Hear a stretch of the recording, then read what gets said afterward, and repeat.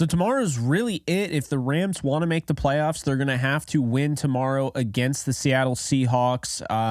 Before we get into it, be sure to like, subscribe, and comment, and let's dive in. So I uncovered maybe not just me, but I definitely uncovered a weakness in Seattle's game, and we're going to get into it because the Rams need to find every sort of way possible, any sort of way possible to beat this Seahawks team. They have an opportunity to completely flip the script going into week 12, and it comes out of week 11. If they beat Seattle, I've talked about it ad nauseum. Seattle's going to play the 49ers twice, the Eagles, the Cowboys. They still got another date with the Steelers on the schedule, and they finish the season in Arizona against a team that wants to win more than maybe we expected them to. Look, when I'm watching this team, especially last week, I noticed something, okay? Eric Bieniemy has caught on to the Seattle Seahawks. And so when I'm watching the game, and then I go into all 22 and I'm watching the tape, I'm seeing something. You know, right now, Trey Brown is playing excellent football, not getting talked about enough. And the reason he's not getting talked about enough is because you have rookie Devin Witherspoon who's killing it, and you also have Reek Woolen who is killing it. So when you have those guys in the back end of the secondary, including, Adams and Love and Diggs, yes, those guys are going to get overlooked. And so what ends up happening here is that you really have a good secondary for Seattle, but the Rams can still throw the ball against this Seattle Seahawks defense. And we saw, even if they decide not to go the normal route and how they did it week 1, because keep in mind, they didn't play against Devin Witherspoon or Jamal Adams, they can take a little bit of a page out of the Washington Commanders playbook. And what I mean by that is they can attack the linebackers. They can attack the middle of that defense, not necessarily the middle of the field. But I'm just going to break this thing down because I noticed something when watching this Washington game. You saw Terry McLaurin have 4 catches for 34 yards. Diami Brown had 2 catches for 40. That was the most of any wide receiver on the team. How did they even almost win that game in Seattle? How was it 29-26? How did Sam Howell have 300 plus yards? You might be asking yourself, well, if you didn't watch the game, then I can tell you it was Brian Robinson and Antonio Gibson. Those are 2 running backs, and they were utilized in the passing game. Now, the interesting thing I want to point out that you might not know is that the last time we saw Seattle, they did an excellent job. They held Cam Akers to under 2 yards per carry. And while they gave up 3 touchdowns, all of which were at the goal line or in the red area, they really didn't run a ton against Seattle's defense, right? Kyron Williams had 13 carries for about 50-something yards. So when you look at it, you're like, okay, Seattle's defense this year is really good against the run. And it was. However, it's fallen off a little bit, and that's probably why they went out and got Leonard Williams. Here's the thing.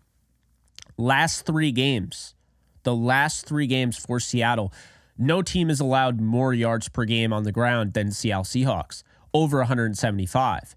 Now, what's intriguing here is that the Commanders went into this game thinking, we're probably not going to be able to run the football.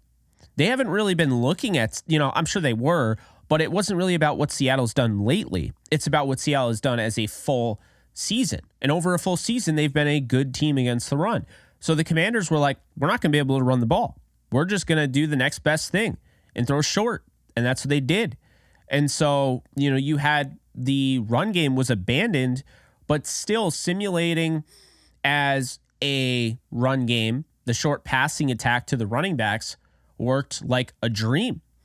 I mean, to the tune of 11 catches for 161 yards receiving and 2 touchdowns.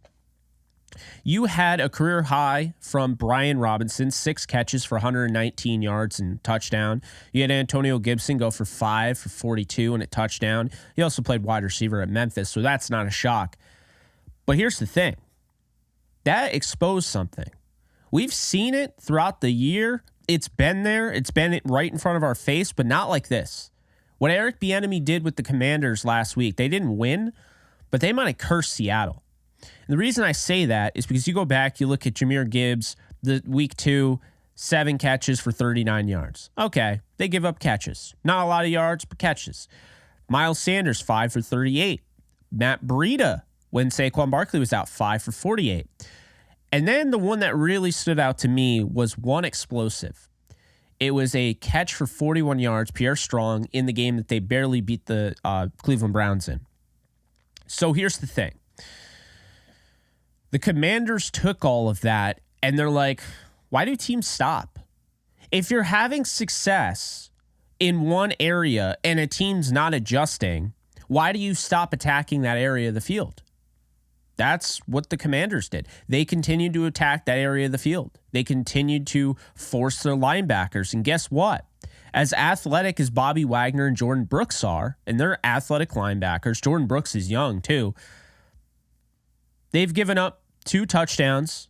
Of course, last week, they gave up 2 touchdowns. And they've given up a combined 420 yards after the catch, which leads the team by quite a margin. So what do we take away from this? And if you're a Rams fan, why do you care? Well, the Rams play Seattle this week. The Rams have to use the passing attack more. You look at Darrell Henderson. He led the team in receiving against the Dallas Cowboys. They've tried to get him involved. They've tried to get Royce Freeman involved a little bit. I also think this is an interesting game for Zach Evans. I don't know how much they're going to use him, if at all, but I do expect all 3 to get some sort of carry distribution, whatever. The reason being is go back to the Ravens game where they lost 37-3. It was an absolute blowout. They gave up 5 carries, 52 yards, and a touchdown to Gus Edwards. But don't forget, they gave up over 130 yards on 9 carries to Keaton Mitchell, who was playing his first action in the NFL. And he, of course, had a touchdown. See, you look at that game, and that exposed a big thing even before the Commander game. Seattle struggles to tackle near the sideline. Those linebackers may be sideline to sideline. In theory, they can get over there, but they haven't been able to finish tackles. And we saw that. The yards over expected was like 50 for Brian Robinson last Sunday. This is a problem. And so what I'm thinking is that maybe we see some Zach Evans carries to the outside. Try to punch it to the outside, bounce it out, and see if he can do what Keaton Mitchell was able to do. He is not the explosive athlete Keaton Mitchell is, because there's not many in the league that can run as fast as Keaton Mitchell and have the acceleration, but he is explosive, and that would be an opportunity to get him rolling, especially after the bye. This would be the time to do it. So here's the deal, okay? A lot of people look at Seattle. They're 6-3. The Rams are 3-6. It's become it's become the trend to count the Rams out, to put them more in a mock draft scenario, focus on their top 10 pick, and less about them actually winning football games. But I'll tell you what, okay? This team has a pure weakness against running backs right now, and it is obvious. And the Commanders just laid the groundwork out. And by the way, if you think that Sean McVay, who goes overboard with the matchups, goes overboard with the weaknesses, goes overboard with trying to find different ways, creative ways to beat a team. Sometimes he overthinks himself. Sometimes he gets too cute. If you don't think he's going to see this on film, if you don't think this is part of the game plan, I don't know what to tell you. I wouldn't be surprised if Darrell Henderson gets 6 catches for 80 yards or something. I really wouldn't. I mean, it really comes down to Stafford to be able to throw that. But you draw it up. You focus on those slip screens. You actually have those drawn up in those play called slip screens and not just a check down. That's different. A designed slip screen, a designed screen in general, and you could have some success. So, what does that mean, for Seattle? Because here's the thing. If they want to adjust to that, and that's the thing, they might adjust to this, right? If they want to adjust to that, we've already seen what happens. They adjusted to that in the Commander game. And at the end of the game, Sam Howell was able to connect downfield for a touchdown to Diami Brown. He was open because they adjusted to the running backs. See, here's the thing. Here's the secret. If you have great corners, that's awesome and all. It's great. But if your linebackers are susceptible to getting beat, I can throw underneath. I can have guys that can make you guys miss. I mean, at the end of the day, on the Rams, If I have Puka Nacua and Cooper Kupp, I have guys that can make guys miss in space. Yards after the catch is a big part of their game. This is actually a very, very good opportunity for the Rams to win this football game because the weaknesses Seattle has, the Rams can not only exploit, but they can do it at a bigger and more explosive level than the Commanders could. It's why, as good as Terry McLaurin is, McLaurin isn't the yards after the catch guy and the breaking of tackle guy that Cooper Kupp and Puka Nacua are. And that's important. So I think this is a key. I really do. But I also, when I was going through the running back, passing attack and all that, I was not aware how poor they've been against the actual run. It's very intriguing. The Rams have a beautiful opportunity here to kind of reset their season, and it starts this Sunday. Can they take advantage of this clear mismatch, clear opportunity, clear weakness, clear kryptonite? I would sure think so, and I would hope so, because it's not going to get any easier than that. When you have guys in the back end of your secondary like what they have, you have to find any means of trying to get an edge. This is that way. If you want to make an adjustment, I'm going to throw over your head with Tutu Atwell the same way they did it last week with Diami Brown. And that's the beauty of it. And this is why when you're the Rams, as opposed to the Commanders, the Rams have weapons galore. So it might be a little tougher for your guys to get open on these receivers or on these corners, but the Rams have guys that can get open: Puka Nacua, Cooper Kupp, and Tutu Atwell. And that's the beauty of this. So if there is an adjustment made and it's too far one way or too far the other way, the Rams can hit you hard. Now, going into this game, Boye Mafe has 7 straight sacks in seven games. So that's crazy. One sack in every game over the last 7. That's a team record. He's going to be hunting Matthew Stafford, no doubt about it. They also, last week, the Commanders got him and they got one of the defensive linemen.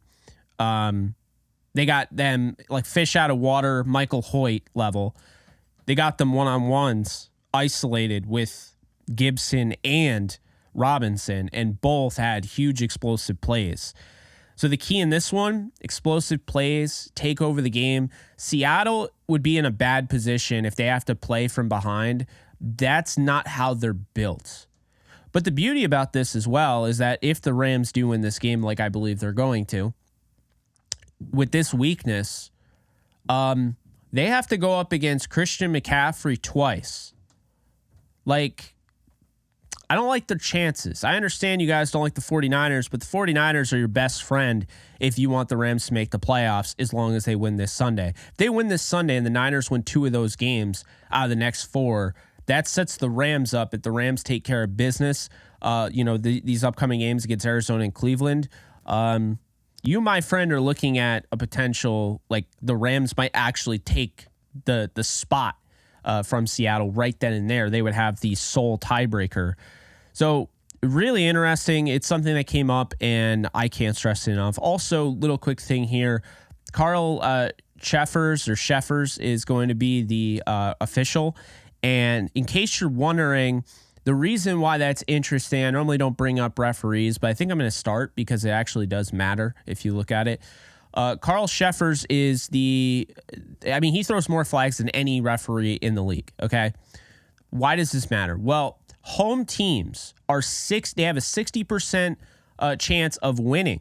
So they have a 60% win percentage when Carl Sheffers is the official, the home team does. But their 66% win percentage, it goes up to 66% when facing a division rival. He also throws the fewest flags in the fourth quarter. Something to keep in mind.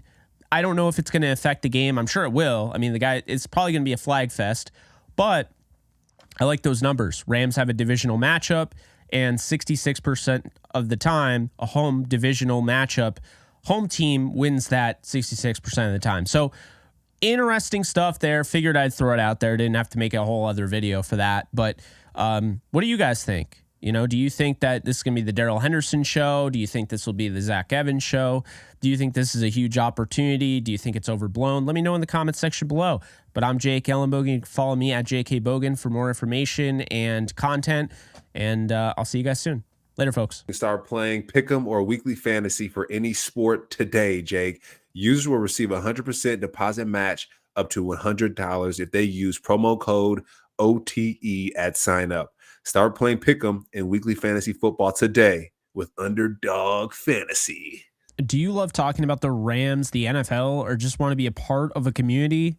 Join my free Discord server today. We're over 800 members. We got 24/7 live chat, a level 3 boosted server, the ability to call into JE Live, playing online games with us on Kick streams, toggleable alerts for when I go live on YouTube or Kick so you don't miss a live stream, and exclusive giveaways. Click the link in the description, the comments section, or the link that comes up in the video to learn more and join today.